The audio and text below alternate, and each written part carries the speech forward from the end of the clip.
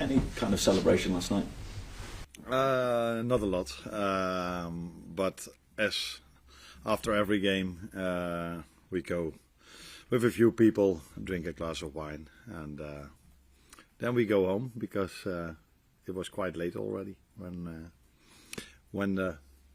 all my media duties were done. Is there an update on Trent Alexander-Arnold? Will he be available this weekend? No, I don't think so yet. No, that's going to be too early for him. Derby maybe, or? We don't play Derby County. The Derby. Yeah, difficult to say. It's like I said before. It's not going to take months and not even weeks, but that will be. Yeah, that's only 3 days after the Plymouth Argyle game. So let's wait and see if he's available. We also have to look at the long term. Of course, we don't want to take any risk with so many games afterwards coming up. But if he's fit, then of course we will use him. How key is rotation again this weekend, and what kind of a balancing act do you have? Because there's a number of players that I'd imagine you want to give game time because you want to get their match sharpness up, but at the same time, if you have too many players in there who aren't fully sharp, it can make these ties that bit trickier for you. Yeah, I think it's always a tricky tie, no matter what team you play, because it's an away game. It's their final probably, as many times if Liverpool comes anywhere. So, but it is true that if you play with a team that hasn't played so much together, that is always for the players a bit more difficult. But I think we've seen already a few times when we played with a team that hasn't played much together, even in Eindhoven in the Champions League game, these players were able to play a very good game. And so I think it's important these moments for some players that don't get many playing time to have that playing time. So whenever we need them, they are ready. If you never play them, then it's so difficult for them to be ready if we do get some injuries or suspensions. So yeah, we will definitely use a few players that haven't played that much, but we will make that final call tomorrow. And last night, Jamie Carragher described Virgil van Dijk as being too good for the highest level of football. He went on to say it almost feels like there should be another level above for Van Dijk because he plays the game with such ease, which backs up the argument that he could be the best ever centre-half in the Premier League. I just wonder what you think and also what you hope the future brings for him, both this season and beyond. So they are friends again. Appears so. Yeah. No, I think Virgil deserves every compliment he gets. He's been outstanding for this club for so many years, and since I'm working here, he's been outstanding for me as well, for the performances he brings in. And yesterday was again an example of that. He was also in a good way, in a good manner, aggressive. He led the team in a way.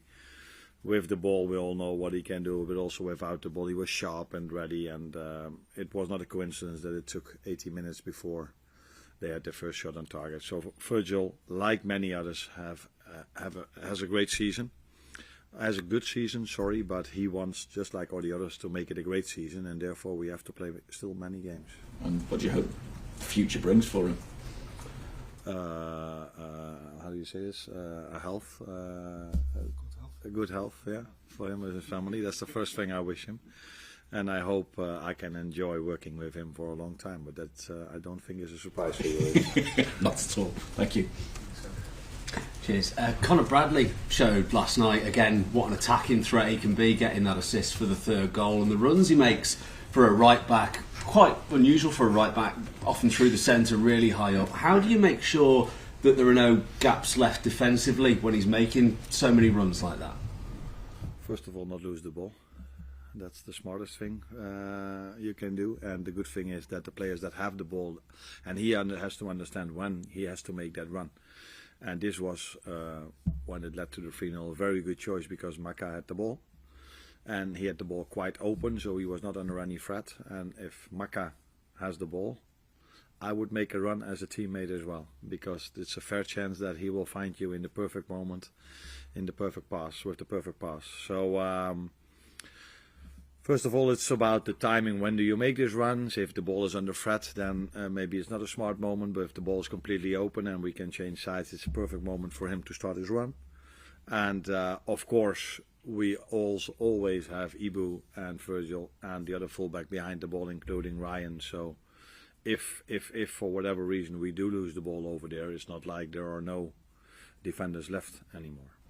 I know fans have been very happy with Conor's performances when he's played. If Trent Alexander-Arnold were to be injured for a long time, or if he were to leave the club, is Conor Bradley good enough to be your first choice regular right back? He would be proud of you. That you come up with a different idea of asking this question. I think it's fair to say that for many positions we have two very good players. So that's for the right fullback position. For the left fullback position, we've got more than two good centre backs, and I can go through the whole team telling you this. So it's also normal if you work at a club of this magnitude and that wants to compete for every trophy, that you have more than 11 good players, and right fullback position is definitely an example of that. Thank you. And Arne, several of the players have talked about this year having more time to live a normal life than in the past, being husbands, in some cases fathers. Is that something that you consciously take into account to kind of keep the squad fresh, keep them happy, and I mean, is that a conscious strategy, or it just so happens that compared with your predecessor, that's just the way you do things? I can't compare it with how it was, but it's definitely, if you want to call it a strategy, but it's definitely, I see them as human beings as well. And we are working very hard if we are here at the AXA and if we are playing a game. I think that was a great example yesterday again of how these players work.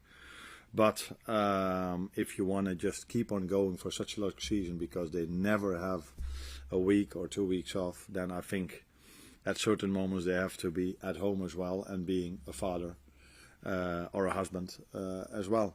Because if you are only a football player for 15, 16, 17 years with only 3 weeks off during the summer, if you can only be a father or a husband for 3 weeks a year, that would not be human. So of course we take this into account, but we do these things mainly because we think it benefits us for winning football games. So, and part of that manifests itself in, for example, staying at home the night before a home match rather than all gathering in a hotel as has been done in the past? That's part of it. The other part is that people tell me, and the people that have more knowledge than me about this, that you always sleep better in your own bed than in a hotel bed.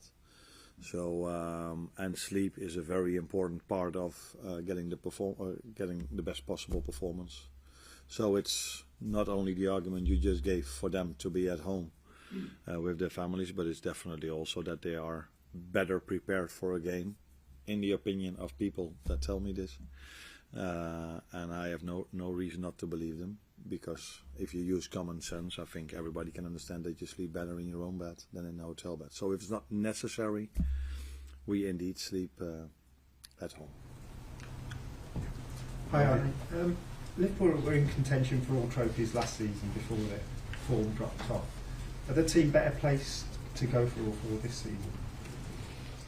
It's difficult for me to judge because I wasn't here last season. So I don't know. I can only tell you that we are at this moment of time in a very good place. And I'm not only talking about the result yesterday evening, but players are fit already. Not only the 11 that were on the pitch yesterday, but the ones that came in as well. So we're in a good place, but we also know how long the season still is, and how many difficult challenges there will still be for us. But we are in a good place. There's only one downside of beating Tottenham 4-0, because the last time we beat them 6-3, I think it was a week later that we beat West Ham 5-0, and all of a sudden that was the bar. So when we just started winning 1-0, everybody was saying they don't have the same form anymore. Yeah, we are in a good place, but I'm not expecting us to win every single game in the manner we won it yesterday. But that's also not what I ask of them. We just try to do everything to win every single football match. And if it can happen like yesterday in such a good and dominant performance, that's perfect. If not, we have to find another way to win that game. James? I was just asking about James McConnell, because he took the decision not to loan him out and keep him around for the rest of the season. What is it you've seen from him that's impressed you so much? I think you watched the PSV game as well. So that's what you see, and what I see is him on the training pitch competing with all our other midfielders. And then I see a player that is, like I just said, competing with them. So always gives everything he has. And Tyler Morton is out with an injury for a while. So that means, I think he was maybe our sixth midfielder. And James is taking that position for the upcoming weeks as well.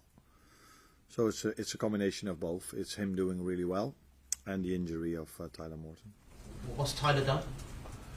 Am I allowed to say that? Or, yeah, it's his shoulder. He has a shoulder injury.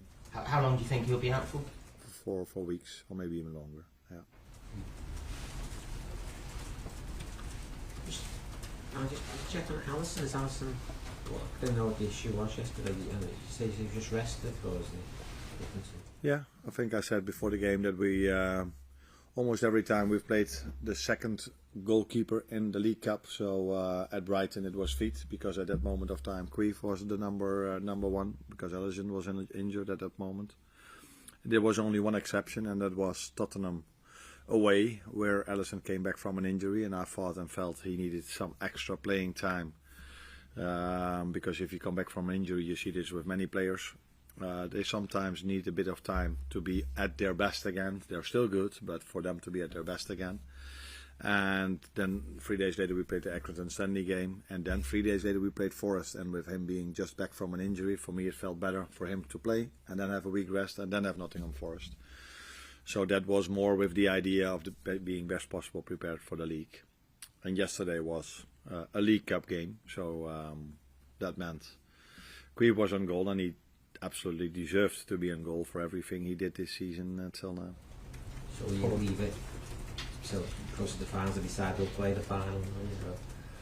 We never know what the situation around the final is. How fit is everyone? Do they need a game? Yes or no? So I cannot guarantee anything. I never guarantee anything towards players so far in advance, and that's not what I'm going to do now as well. No. Hi Arne. You spoke earlier about the difficulty of leaving players out of the squad when they've been fit and training well. Depending upon obviously the outcome of this game and maybe a subsequent draw, this could be the last game of the season for some players in the squad. So in that desire to impress and maybe stay involved, is there a danger maybe their performance is more about their individual ambitions rather than those of the team? And is this something that you've maybe discussed with some of them? No, I don't discuss this. If I have to discuss this now, I didn't do my work properly for the first 6, 7 or 8 months. I think I tried to convince them every single day that only the individual performance can be of a high level if the team performance is of a high level. And if they now think that they need to do individual things to get playing time with me, then I did something wrong in the past 7 or 8 months. They don't get playing time because they score 3 goals or have a great attacking. They first of all need to work as hard for the team as, for example, the players did yesterday. And if you cannot bring this, then you have hardly any chance to come into the team. If you do bring this, then I'm not judging them on quality, because I know all of them have quality. So then sometimes you have a good game, sometimes you have an okay game. But the only thing the standard is that you work incredibly hard, and that's the only chance you have to come into this team. Arne, the Aston Villa game's now moved forward to against the 19. Yeah. Do you have any view on that, or it's just one of those things? Oh yeah. Success. We want to be competing for every trophy. We want to be in every competition. Then we must not complain about the amount of games we have to play.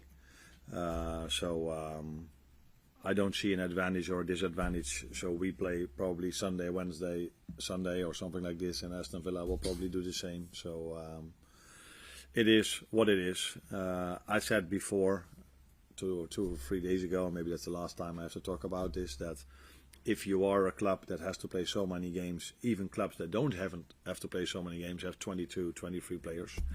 And then to go to a game with 20 players, that's not a problem, because you can only make 5 substitutions, but you want to create something, and you want to give academy players a chance once in a while as well.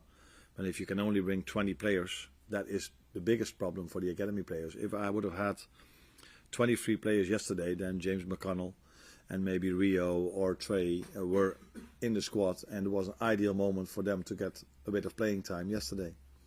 But yeah, I could only bring 20. So I think if you look at the long-term future for England, for their players, for the academy players, would be a smart decision to go to 23. And don't tell me that that is the disadvantage of the smaller clubs, because I have 9 fantastic substitutes if I have 20. So it's not that I then all of a sudden have 12 great substitutes. That is, 9 is already enough, but it's more giving chances to younger players as well. That would be beneficial if we go to 23, like every other league in Europe. Except for Trent Alexander-Arnold and Tyler Morton, how happy are you to have a fully fit squad, or nearly fully fit squad at this stage of the season? Yeah, you can answer that question yourself, I think, as well. It's something you want. If you have to play so many games and the importance of the games only are growing and growing and growing, you want to have as most players available as you can. And I have to give big compliments not only to the performance staff but also to the players, because they put a lot of effort in to stay as fit as they are. It's not only what they do on the training ground or what they do during the game. If you look at them, how professional they are around the training session before and after, then it's not a surprise to me that they stay as fit as they are at the moment. Arne, you said a couple of months ago how you thought Darwin had a couple of things to improve in terms of his all-round game. The last few weeks his link-up play seemed very good, to me at least. What have you made of Darwin and his all-round game in the last month or so?